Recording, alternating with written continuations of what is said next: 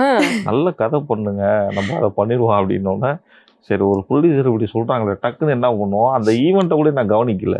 அங்கேயே உட்காந்து என்ன பண்ணேன், அங்கே நடக்கிற ஒரு சில விஷயங்கள்லாம் இருந்துச்சு. என்னன்னா அந்த ஈவெண்ட்டுக்கு வந்து நிறைய ஃபிலிம் டெக்னாலஜி படிக்கிற பசங்க வந்து ம். ஃபோட்டோலாம் வந்து எடுத்துக்கிட்டு இருந்தாங்க, உமன்ஸ் எல்லாம். ஸோ அந்த இடத்துலேருந்து அந்த விஷயத்த நான் பிடிச்சேன். ஓ! ஓகே, இப்படி ஒரு பொண்ணு ஏன் ஃபோட்டோகிராஃபராக இருக்கக்கூடாது அப்படின்னு நினச்சேன். இந்த பொண்ணோட லைஃப்பை எடுத்துக்குவோம். ஆரம்ப காலகட்டத்திலேருந்து இந்த பொண்ணு எப்படி ட்ராவல் பண்ணி வராங்க.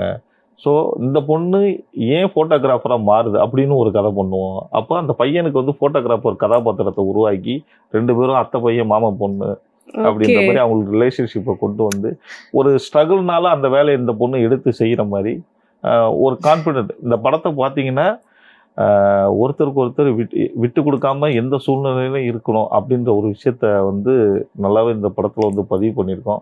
அதை தாண்டி மோட்டிவேஷனான ஒரு சப்ஜெக்ட் சொல்லலாம். நம்ம ஒரு விஷயத்த நோக்கி பயணிச்சுக்கிட்டு இருப்போம். இயற்கை வந்து நமக்கு நிறைய தடைகளை கொடுக்கும், சுற்றி உள்ளவங்களை தாண்டி. அதையெல்லாம் எப்படி சமாளித்து மேலே முன்னுக்கு வராங்க அப்படின்றதான் அந்த ஒரு குடும்பமாக போய் பார்க்க வேண்டிய படம் தான்.